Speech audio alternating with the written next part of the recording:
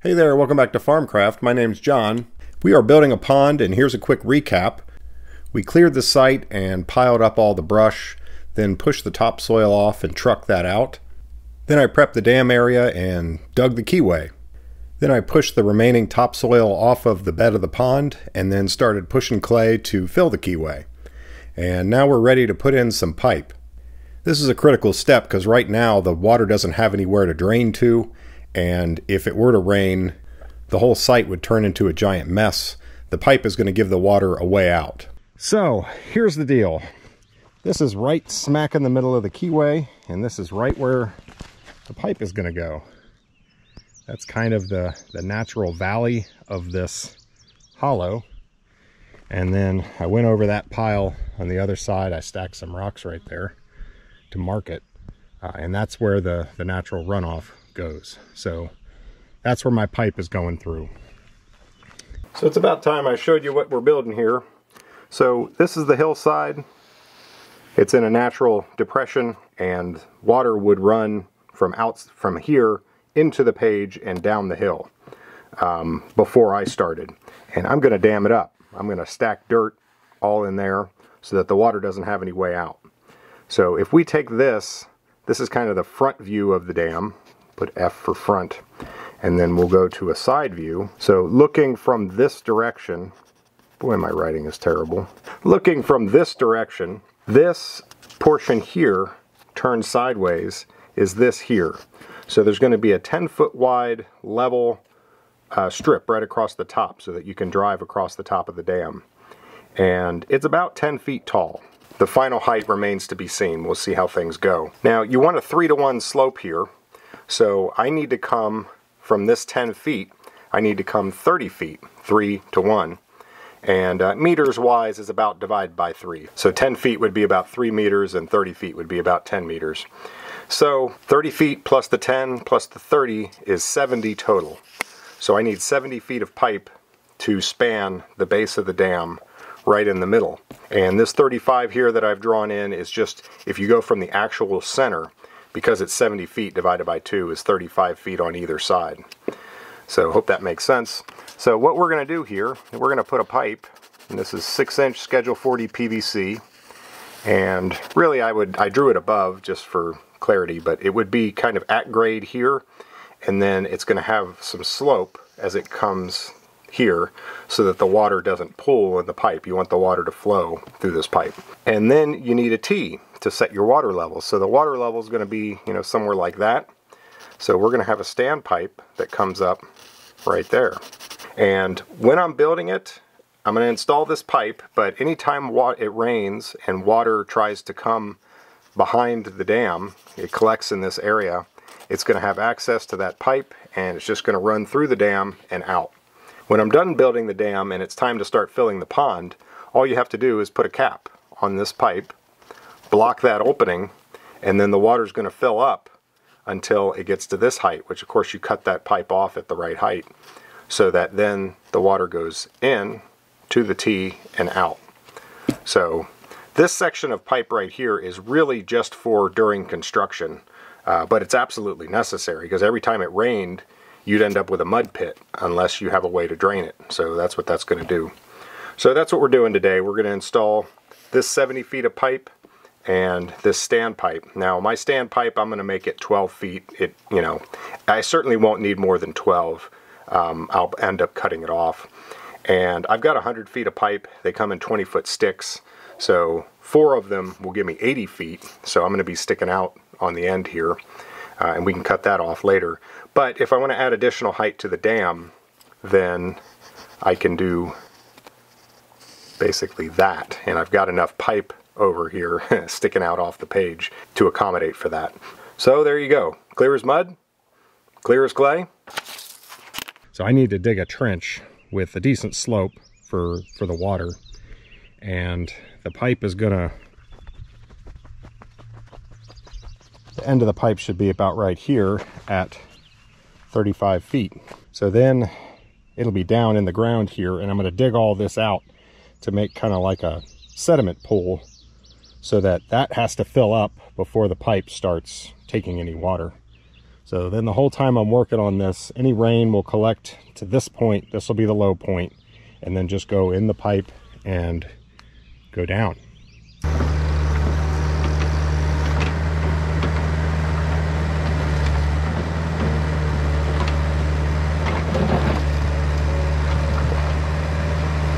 What I'm digging through here is all that rocky material that I didn't want in the middle of my dam.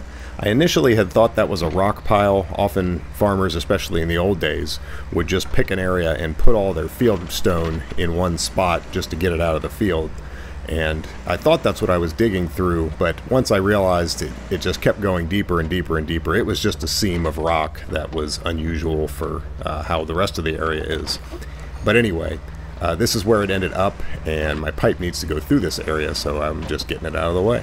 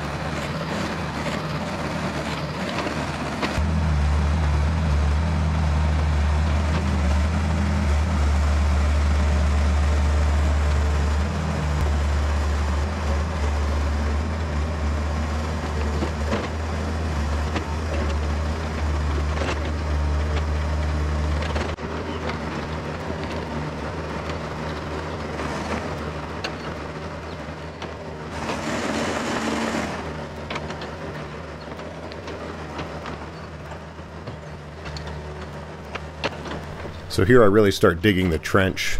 Uphill is to the left, downhill is to the right, and I'm just trying to eyeball the trench as I dig it to give the pipe a little bit of slope. You want the water to drain. You don't want any standing water in it.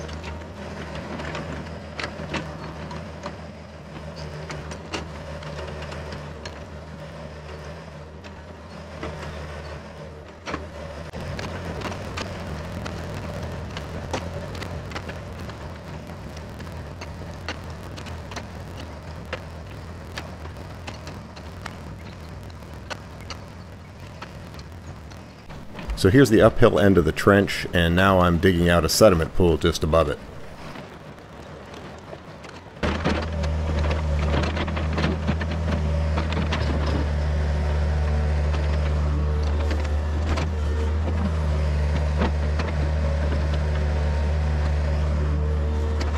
There's a really thick layer of good brown clay here that's going to be good for the dam.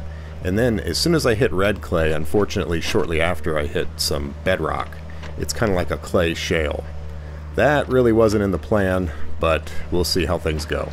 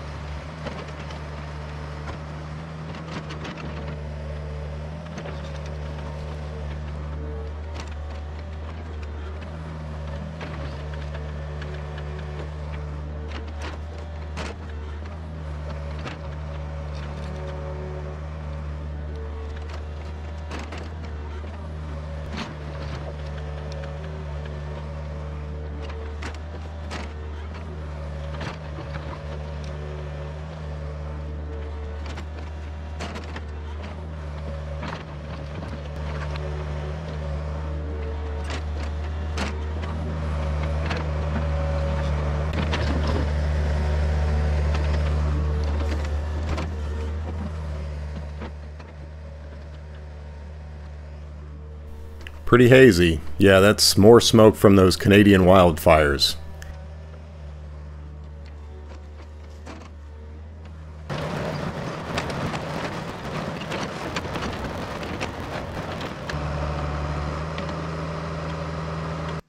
That holding pond is probably at least 6 feet deep. That's about 2 meters.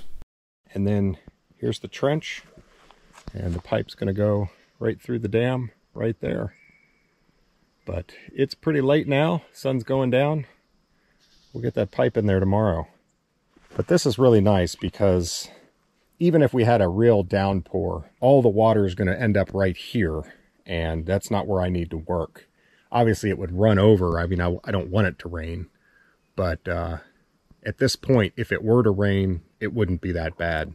And even if it was a torrential downpour, it would come to here, and then it would go through my ditch, and it would find its way out without turning my entire work site into a mud pit. And here's our pipe.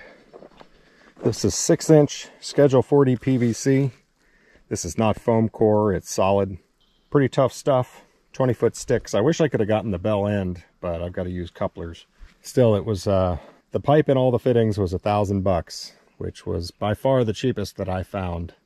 Another place wanted $1,500 just for the pipe, 100 feet of pipe, no fittings. Good day today, made some real progress. See you tomorrow. The wildfire smoke is back, unfortunately, so you may see me wearing a mask some. This smoke gets to me after a little while.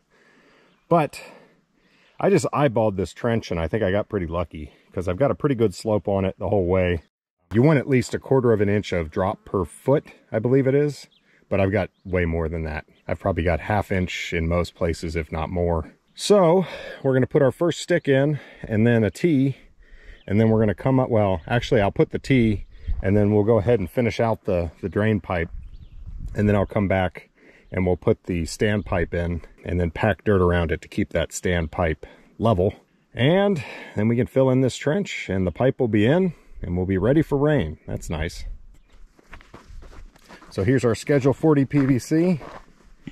For those of you who aren't familiar, Schedule 40 is just a rating. It has to do with wall thickness, how much pressure it can handle, blah, blah, blah. Why is it Schedule 40? I have no idea. I'm sure there's a reason. But there's Schedule 20, which is like weak. You can bend it with your hand. There's Schedule 40, and then there's Schedule 80, which is really tough and thick. So, you know, you may as well call it grade 1, 2, and 3. This is grade 2. There's probably more than just those 3, but those are the most common ones, the ones that I've come across. Let's lay some pipe.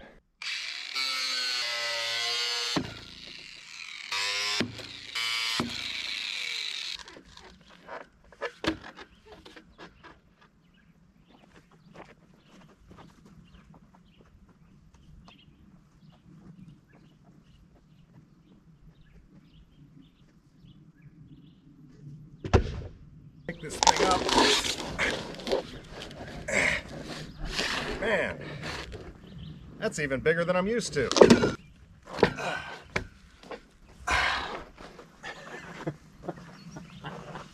I sincerely apologize. One day I hope to graduate middle school.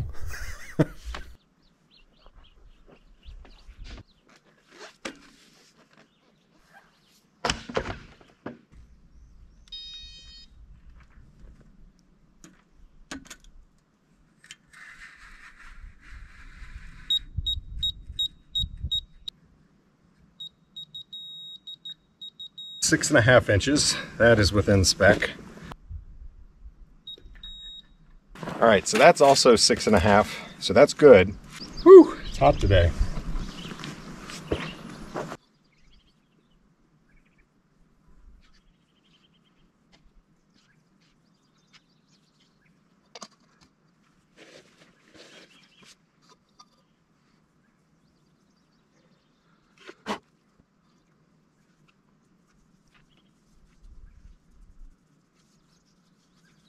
It's always a little bit stressful gluing PVC, and it's important that these don't leak, because if water can get in here and leak out, that's going to make a channel for the water to try to work its way along the pipe and make the whole pond leak. So you really want these joints to be good.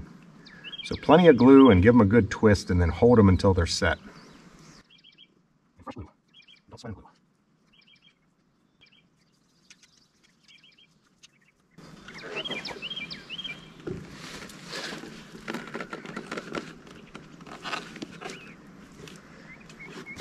let go too soon, it'll start backing out. So don't. First joint down.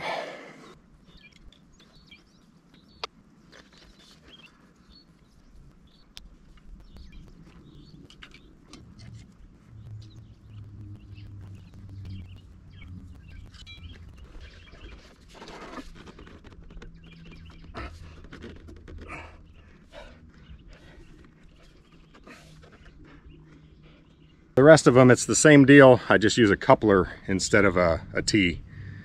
So glue one side, glue the other side.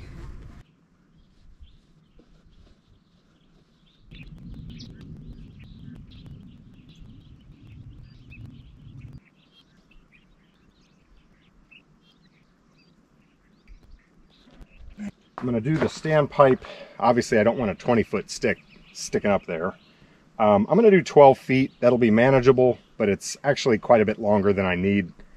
But I'd rather have it a little long. You cut it off later when you really have your dam built and you know exactly what your water line is.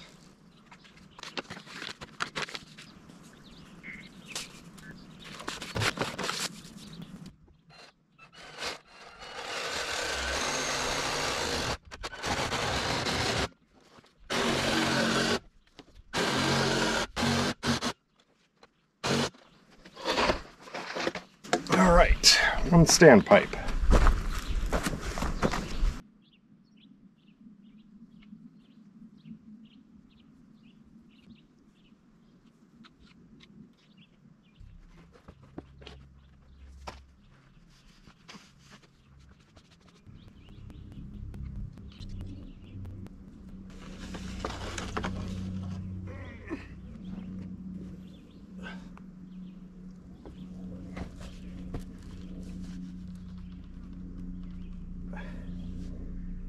That'll do it.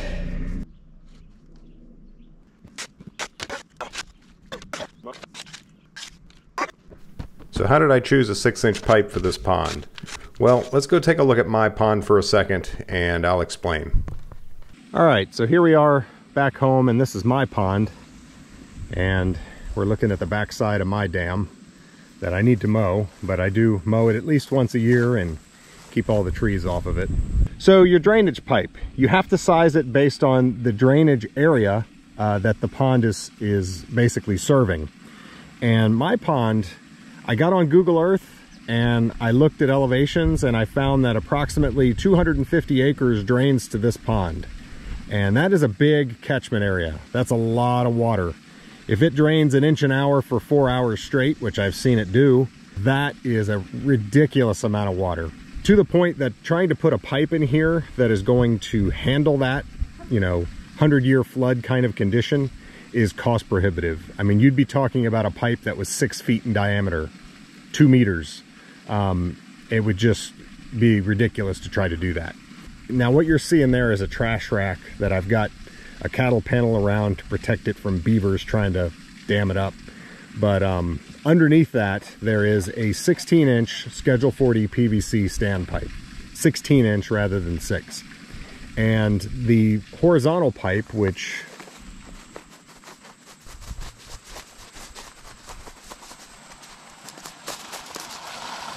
is right here, that is a 12-inch Schedule 40 PVC pipe. The reason for that is because a pipe that's in a vertical position tends to suck a lot of air and swirl and turbulence, and it's going to have trouble filling a pipe of the same size as it. So if I put a 12-inch standpipe, this pipe would never fill up because it's not going to be able to draw enough water to fill up this horizontal pipe. A 16-inch pipe will fill up a 12-inch pipe, if that makes any sense. So why didn't I do that on his? Well, because the 6-inch pipe, I think, is plenty, and it doesn't need to fill up to handle it, because the catchment area of his pond is about 10 acres. It's probably less than that. So this pond has the potential to see 25 times as much flow as his. Now, his pond is on steeper ground. It has to rain quite a lot before this pond starts really showing an increase in flow, because there's a bunch of mature fields and woods and everything that are draining to this point. They absorb a lot of that water. Now, his is on a steep hill There's a lot of clay, there's not a lot of topsoil, it runs off very quickly. So his reaches max flow very easily. Mine rarely reaches max flow, if that makes any sense.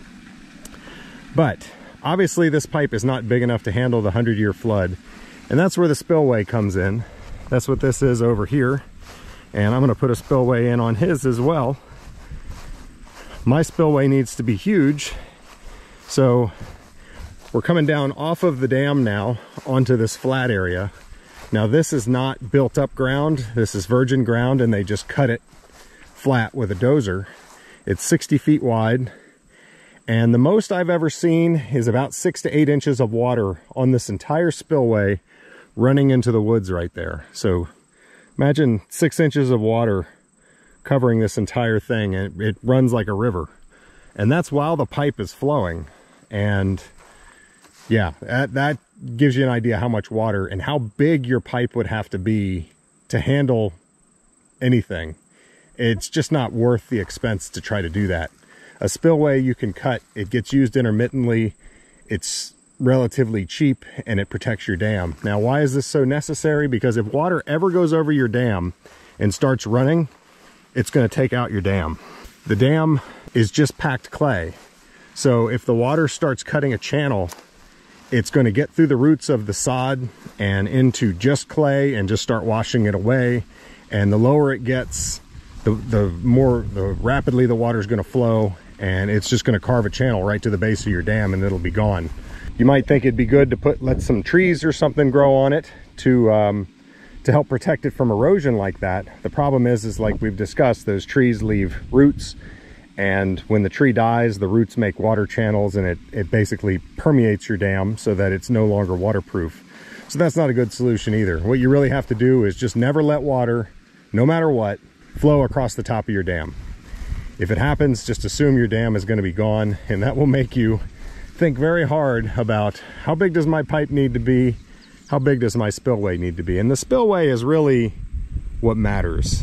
I mean, if your pipe's too small, your spillway is going to be used too often, and if it's used too often, you might get erosion there and you will have a problem. But if your spillway is only flowing, you know, once a month or once every couple months, something like that, it's gonna, you know, the vegetation on it is going to be fine for that, and you can deal with any little erosion you have by just putting some stone where it erodes, that kind of thing. And for the most part, you'll be fine. But just make sure your spillway is wide enough and low enough from the top of the dam that it's never going to flow on the dam itself. So we'll talk more about the spillway when I get to building his, but that's the reason I chose a 6-inch pipe. 4-inch was not enough. 6 inches is going to handle almost all the rain events that he has, but some of them it will get overwhelmed, and that's when the spillway will come into play. So in case that wasn't clear, under normal conditions, water just flows into the pond and goes out of the standpipe right here. Once the flow of water becomes too great for the standpipe to be able to accommodate it, in other words, more water's coming in than the standpipe is able to put out, then the water level is going to start to rise. The water level of the pond at standpipe conditions is 12 inches below the spillway. So once it rises 12 inches, then the spillway starts to flow. That allows some of that additional water that the pipe's not able to handle to get around the dam. And if the flow is too great, then even though the spillway is flowing, it will continue to rise. And that's like what I was saying. I've seen it about 6 to 8 inches of water on the entire spillway flowing, which is just an astounding amount of water. I actually have an older video on this. If you want to see it, I will leave a link here and in the description. But that's the beauty of a spillway. It's always there. It's always ready to go. It's not going to clog. It's not going to wear out. And as long as it doesn't erode and it's not being used too often, it will protect your dam. All right, enough yakking. Let's get back to work.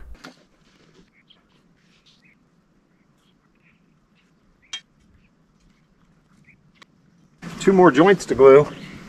Now, if you can get the pipe with a bell end, what that means is one end of the pipe flares out, and the other end of the pipe, the narrow end, will go into the wide end. And you only have one joint to glue. Doing a coupler, you got to glue both sides, so it's kind of annoying. But I couldn't get that pipe. Wasn't even available, let alone just more expensive. There's something kind of cool about working, knowing that where you're standing is going to either be underwater or under like 10 feet of dirt. You know, this is all very accessible right now, but it's soon to be no man's land. Kind of cool.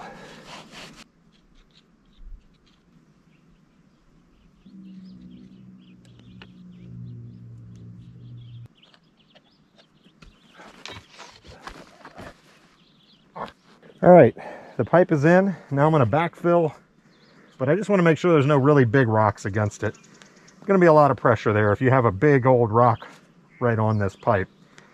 Over time, it could potentially cause issues.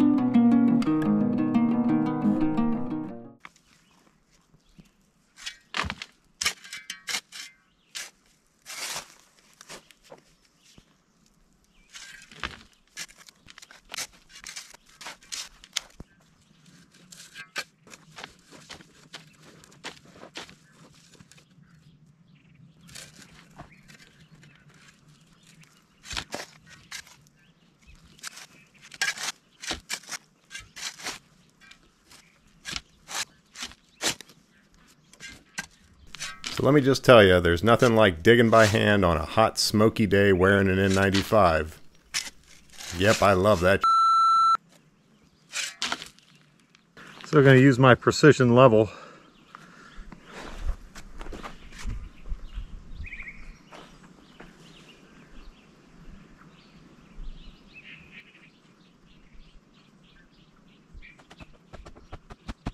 And there's nothing that quite makes you appreciate an excavator like going from digging by hand to using the machine. Man, I love my excavator.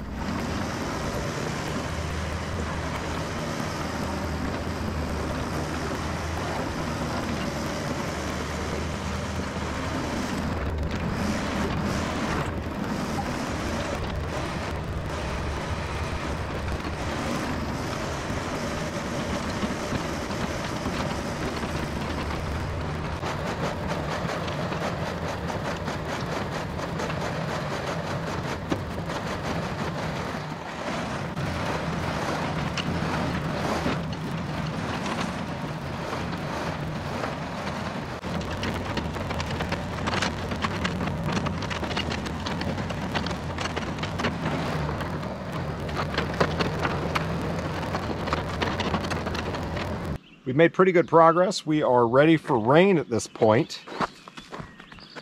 Still problems with the dozer, and I'm going to tackle those tomorrow. I think it just needs a new filter, and I got one today, but I wanted to get this pipe in so that we're ready in case it does rain. So tomorrow we will get the dozer running, and we will start adding some height to this and make this look like a dam. Damn it. All right, I am going to change out this fuel filter here, and the dozer's got 10.5 hours on it since I put that filter on there. I'm gonna go with Napa this time. These were $10, that was like 20. Actually 11 and probably like 18 or 19, something like that, but really it's the convenience. Napas are all around, and I can drive to one in 10 minutes, whereas the cat dealer is much further. And I really hope it's the filter. Man, this thing is something else. This fuel tank is empty, so I'm going to dump the filter into there because I have nothing else to dump it into, but I want to see how nasty it is.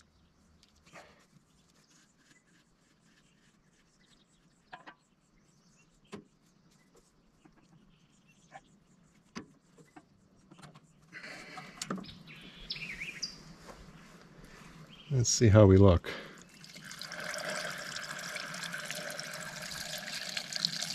Actually, it doesn't look that bad.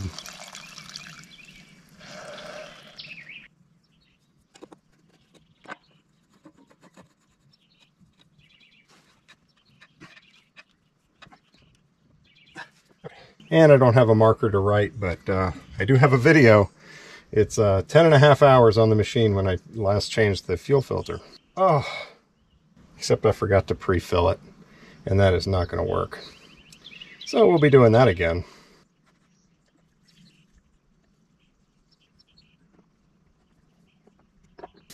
Okay. All right, I just discovered something. Two things, actually. One good, one kind of heartbreaking. So,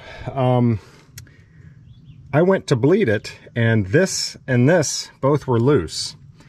Now, it's possible that I just forgot to tighten them last time, but I don't think so. It wouldn't have run right, and it ran for quite a while since I last bled it. I think I just didn't tighten them enough. These things are they're a little wobbly, and I'm trying not to crank them down any tighter than I have to, because I keep having to bleed this thing. But obviously, I went a little too easy on it, and they loosened up. That's probably why it wasn't running right. The heartbreaking thing is right there. Its cylinder's leaking. This is the one that I didn't replace the rod. The rod had a couple nicks on it that really, I smoothed them out. It really seemed like it was nothing. And it's leaking. And it's the gland seals that are leaking. So it's the seal that rubs against the rod. It wouldn't have had anything to do with the difficulty in getting it out. That's the piston seal. It's not weak. You know, if the piston seal was bypassing, it would probably be weak. Yeah. You know, it doesn't happen often, but this is going to happen. When you work on stuff, you're going to fix something and you're going to have to turn around and fix it again. And sometimes it's something like this where you're just like, what the heck? Did I just get a bad seal? I don't know. Tell you what though, sometimes I hate seals. Yeah, I mean, a new rod is 65 bucks. I've done one. Sounds like I got another one in my future. Oh, and then one more thing to look at here. Let me point out the oil pan right there is nice and dry. But on the other side, see above it, there's a little bit of oil, not too bad, but below it there's a lot. And I think I'm leaking. Yeah, that might be coming from above. Yeah, because that's a Billy too. Where is that coming from? Well, you know what they say. She doesn't leak oil. She bleeds power. See you tomorrow. All right, moment of truth. Is this thing going to start? It's got a new fuel filter on it. The screen is clear. And I've bled all the lines. Hopefully this thing's going to run for me today without any issues. I have a big pile of good clay here. And I'm going to push it over the pipe there. I want clay right around the pipe. You don't want water to be able to seep along it.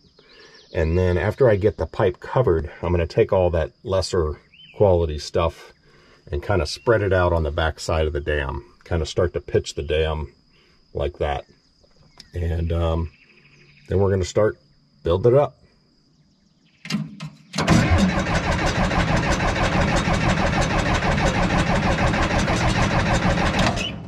Just started getting smoke. After bleeding it, I think a lot of times it needs a little bit of cranking just to get the fuel there. And I think there must be some air in the pump or something that I'm not able to get out very well bleeding, because usually it'll kind of sputter and spit for a little while and then take off. So come on, baby, start up for me.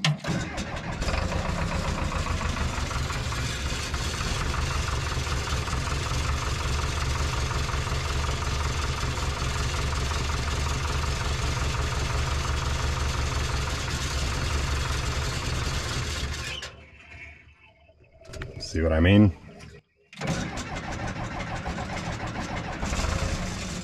I got to get this fuel tank issue fixed because bleeding these lines is a royal pain. Gonna give it a little help just to get it going. Many people suggested that I rig up a temporary fuel tank until I can get this job done. That's a fantastic idea, but I don't have anything that I can do that with. And obviously I need to have something on hand when issues like this arise. So I'll look around and see what I can get, but regardless, I'm going to have to wait at this point, so I have to deal with this.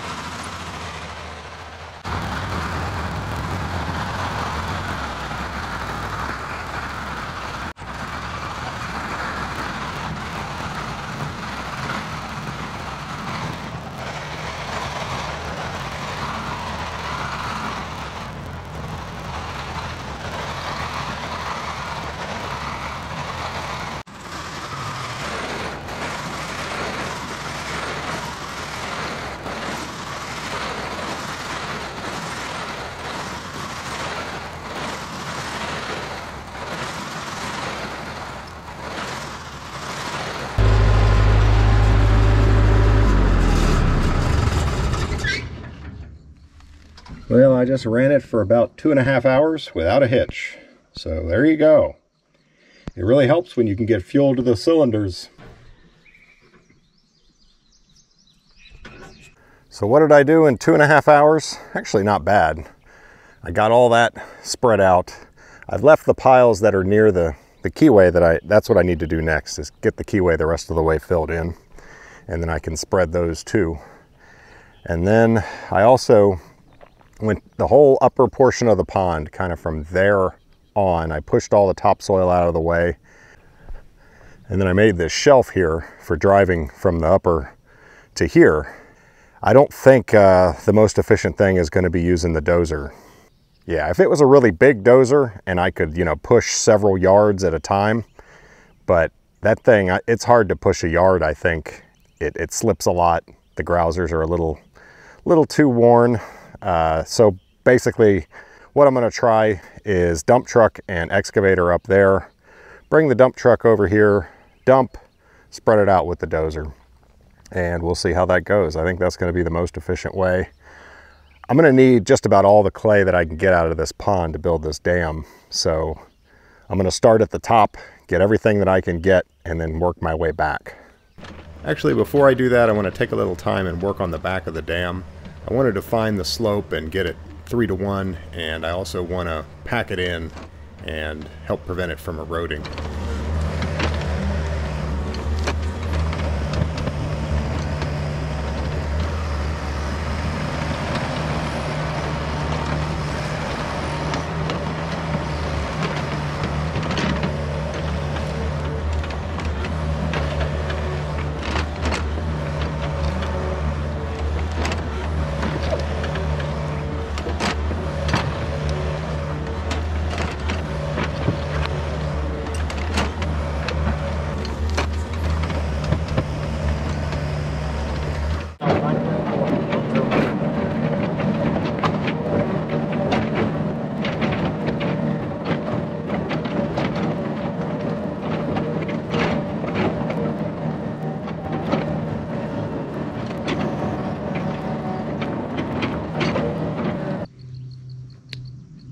right. Let's take the excavator over to the upper portion, and then I'll get the dump truck over there, and we're going to start hauling some dirt.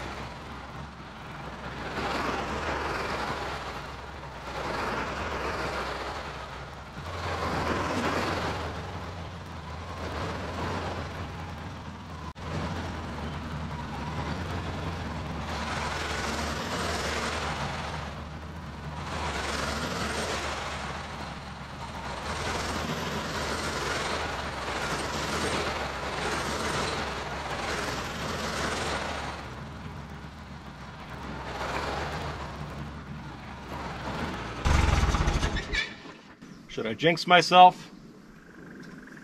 Sure, why not? Running like a top today.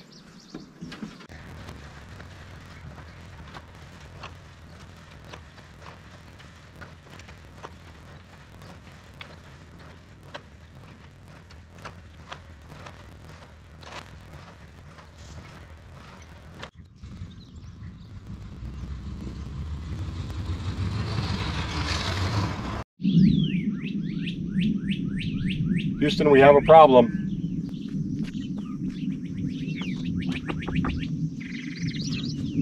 Tell you, I just retensioned these tracks a couple days ago. This one's holding, that one's not.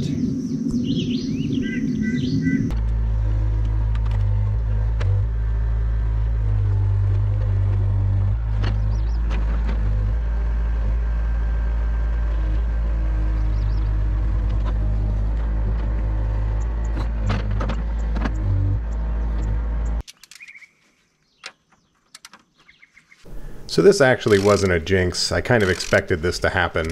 When I did the track adjusters in a previous video, I thought I was putting them together correctly, but several people in the audience pointed out that I put the backup ring and the O-ring in the opposite orientation of what they should be. So I was kind of expecting this to happen.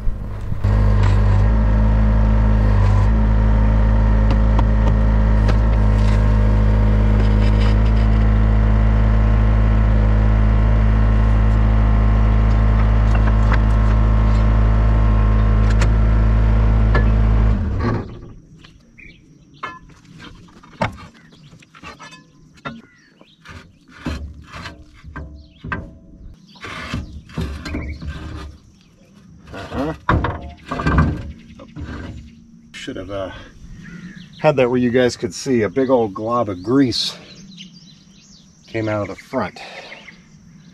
So definitely leaking through the seals.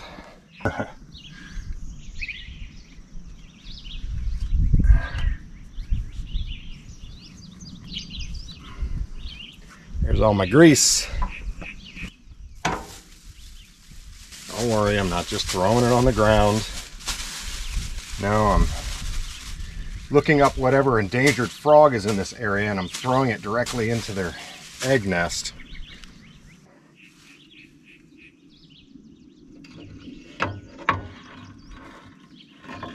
There's your problem, lady. Now all that grease is from me just letting it out.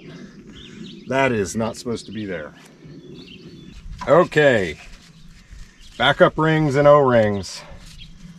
The whole reason for the backup ring is to prevent the O-ring from getting extruded through the opening. And that's exactly what happened. I need to take this back to my shop. It's only a 6-mile drive. And while I'm here, I'm going to take the other side off too before it fails and get these things put back together the way they were supposed to be originally. We are back at the healing bench.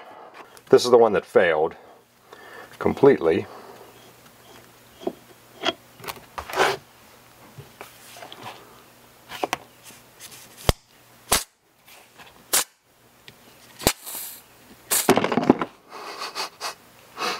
Nice. Yeah, that's a study in what a backup ring is supposed to do and what happens when you don't have one. So the white ring there is the backup ring, which is on the wrong side. That was an O-ring, but it has extruded through, and there's pieces of it. So that O-ring is done. The wiper is going to be fine. Basically, I just need to take all that out and put the O-ring towards the pressure, the backup ring behind it, so that the backup ring, the pressure is coming from this direction, and the O-ring is what needs to seal it, but the O-ring isn't strong enough, obviously. It'll extrude through the gap. So the backup ring is behind it, backing it up, and will prevent it from being able to extrude. Yeah. Look at that. That O-ring is just gone.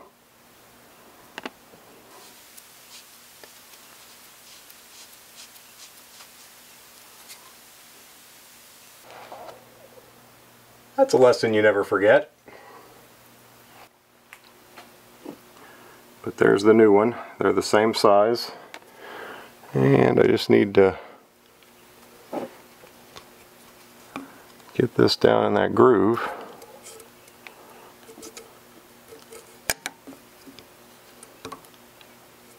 Alright, so I want it down towards the pressure and then backup ring.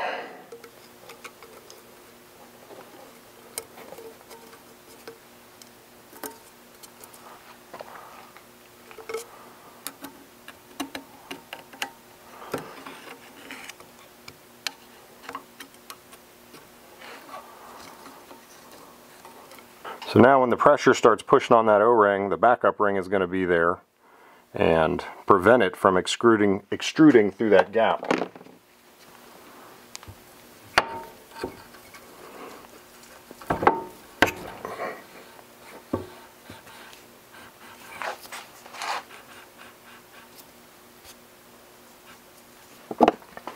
So I was hoping I'd open the second one up and find a nice perfect O-ring, but it was doing the same thing, it just wasn't leaking yet.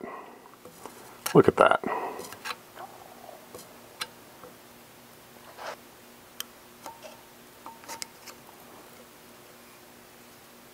You can see that O-ring was pretty torn up.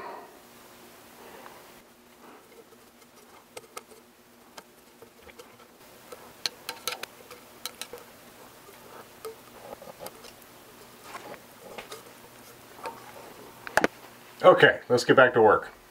Feels kind of strange to kind of know what I'm doing when I start into a repair.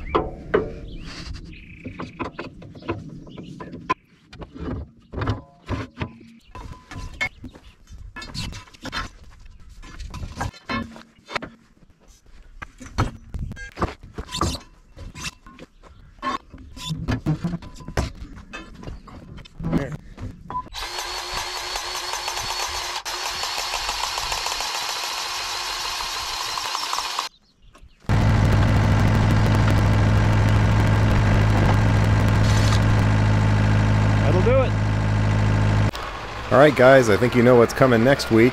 We need to build a damn dam, and hopefully we're going to do it without any equipment issues or other things getting in the way. Yeah, if you believe that, I got some oceanfront property to sell you right on my farm. Yeah, there's there's plenty of challenges that keep coming at me on this project. This is a very big project for the size of the equipment that I have, and I'm having a great time with it. Good thing I like a challenge, because there's plenty more on the way. So thanks for watching, guys. We'll see you next week.